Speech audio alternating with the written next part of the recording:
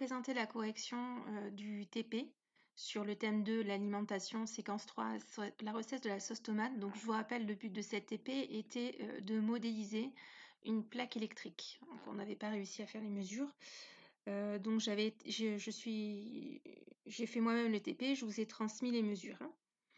Donc la première question était expliquer la modélisation de la plaque électrique dans cette expérience. Donc il était bien évident qu'on n'allait pas travailler avec une plaque électrique. Donc en fait, je vous propose un modèle. La plaque électrique, c'est tout simplement une résistance, c'est-à-dire un gros tube en acier que l'on chauffe, et en chauffant, il dégage la chaleur. Donc pour pouvoir réaliser ce TP, on va proposer un modèle plus petit, et c'est une résistance, c'est ce qu'on appelle un dipôle ohmique. Donc la modélisation de la plaque électrique dans cette expérience se fait à l'aide d'un dipôle ohmique. Utilisez le code couleur pour donner un encadrement de la valeur de la résistance du conducteur ohmique. Donc, je vous avais mis en lien des vidéos explicatives ainsi qu'une vidéo sur laquelle apparaissait le code couleur. Donc, alors, pour utiliser le code couleur, on regarde chaque bague, première bague, deuxième bague, troisième bague, quatrième bague, et on va associer à chaque bague son numéro. Alors, ici, ça donne le premier chiffre, ici, ça donne le deuxième chiffre, ici, ça donne la valeur de la puissance de 10, c'est-à-dire est-ce que je vais multiplier par 10, 100, voire plus, 1000 parfois. Et ici, ça donne l'incertitude, puisque quand on mesure, l'appareil provoque une incertitude. Donc, on n'est jamais sûr du résultat exact. On va commencer à mettre des résultats sous forme d'intervalles. Le premier chiffre donc était marron, enfin la première bague était marron, la deuxième bague marron également, la troisième bague marron, la deuxième bague noire, la troisième bague marron et la quatrième bague or. Donc la première bague marron indique le chiffre 1. La deuxième bague noire indique le chiffre 0, donc ça veut dire que ici j'ai 10. La troisième bague indique la puissance de 10, donc c'est 10 puissance 1. Ce qui me fait ce résultat. 10 fois 10 puissance 1, donc 10 fois 10 puissance 1, ça fait 100. Cette bague or m'indique la précision, c'est-à-dire que ici, ma mesure de résistance, elle est plus ou moins 5%. Donc j'ai fait le calcul rapidement ici, ça me fait une résistance comprise entre 105 et 95 ohms, mais ce calcul est détaillé dans le cours.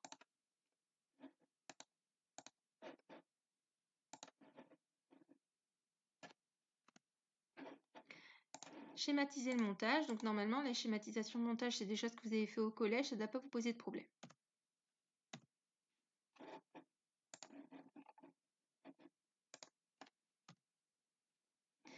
Donc ici, on est dans un montage en série. Donc pas de souci.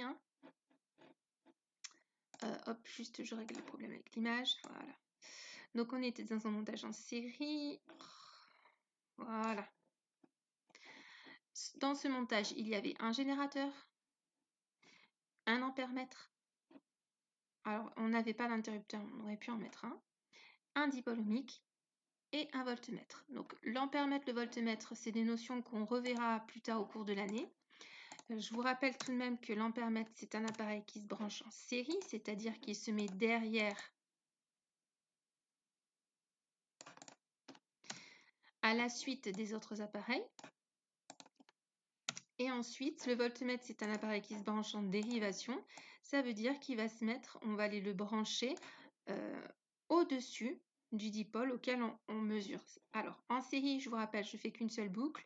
En dérivation, je fais une deuxième boucle. Donc, mon voltmètre est bien en dérivation.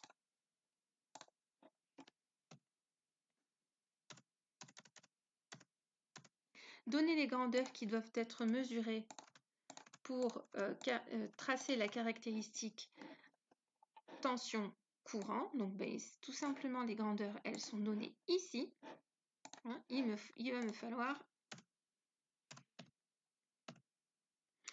les grandeurs qui doivent être mesurées sont la tension en volts et l'intensité en ampères. Alors, c'est la question qui vous a posé le plus de problèmes. Je comprends que c'est pas évident parce que c'est vrai que vous n'en avez pas fait beaucoup. On n'a pas eu l'occasion d'en faire ensemble. Et en mathématiques, je sais que ça a été compliqué à faire.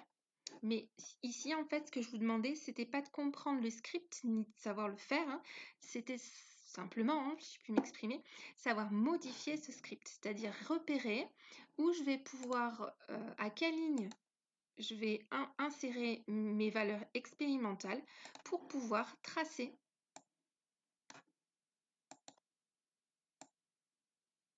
ma caractéristique tension courant, intensité. Donc on va essayer de décrypter un petit peu ce script, mais je ne vais pas y perdre trop de temps.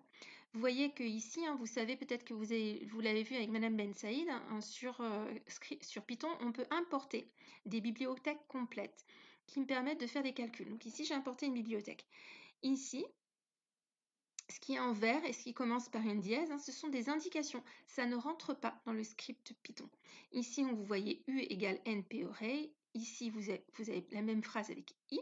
Et ensuite, ici, vous avez différentes commandes, donc grid, title, xlabel, ylabel, plot, légende et show. Alors, vous avez quand même un niveau en anglais qui, je pense, va vous permettre de comprendre. Peut-être que grid, c'est peut-être un petit peu plus compliqué pour vous, mais title, ben, c'est tout simplement le titre. Hein. Label, également le titre. Ici, le titre. La plot, ben, en fait, je lui demande de tracer. Légende, je lui demande de mettre une légende et là, je lui demande de me le montrer. Donc, grid, en fait, ça permet d'insérer une grille, ce qui vous permet des mesures assez faciles. Quand on fait une caractéristique hein, ou une groupe, c'est plus facile quand il y a la grille qui est derrière. Donc, la ligne où on rentrait les valeurs, ben, c'était tout simplement celle-ci. Voilà, ici. Hein. Donc ici, je rentrais les valeurs expérimentales de la tension et ici, je rentrais les valeurs expérimentales de l'intensité. Et c'est tout ce que je vous demandais de faire. Je ne vous demandais pas de faire le script, je ne vous demandais pas autre chose. Hein. Il ne fallait pas s'affoler.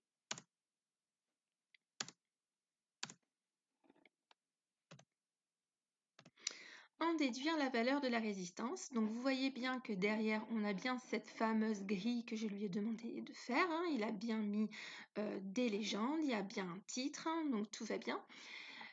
Et quand on fait une modélisation sur Python, en fait, il nous donne, enfin, le script qui était derrière nous permettait d'avoir cette fameuse équation. Donc, une équation de droite.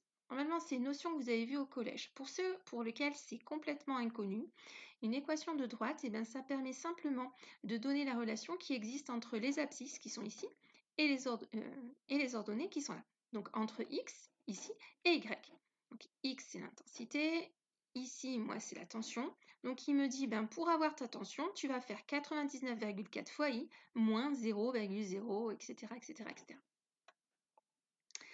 Donc, pour trouver la résistance quand on a une caractéristique tension-intensité, eh ben, il suffit d'aller chercher le coefficient directeur. Vous allez me dire, c'est quoi ce coefficient directeur? Le coefficient directeur, c'est le nombre qui est là, ici, devant le i. Donc là, voilà ma valeur de résistance. Alors, c'est sûr que c'est une notion mathématique, c'est-à-dire que c'est calculé avec plein de chiffres qui est derrière, mais c'est pas grave, ça nous donne une idée de ce que c'est que la résistance. Donc, au plus ce chiffre ici est grand, au plus ma courbe, elle sera penchée.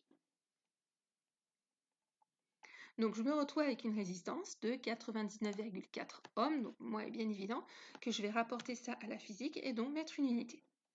Les résultats obtenus à la question 8 est-il cohérent avec ceux de la question 2 et 3? Justifiés. Donc, on reprend tout ce qu'on a fait dans les questions précédentes. On vous dit que dans la question 2 et 3, on obtient une résistance comprise entre 105 et 95 ohms, qu'à l'aide du graphique, on a trouvé une résistance qui était égale à 94,4 ohms. Donc, on a bien la résistance qui est là, qui est comprise entre 105 et 95. Donc, oui, le résultat est cohérent. Le TP a été correctement réalisé. Voilà, donc j'espère que c'est un peu plus clair maintenant. N'hésitez pas à me faire remonter vos questions, vos remarques. Voilà, parce que là, on apprend tous à travailler de cette manière. Allez, bon courage.